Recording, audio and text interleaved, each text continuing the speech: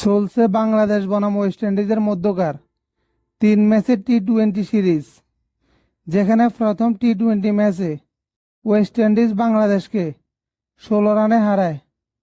আগে ব্যাট করে West Indies সংগ্রহ করে 3 উইকেটে 165 রান। পরে বাংলাদেশ সব উইকেট হারিয়ে করতে পারে 149 রান।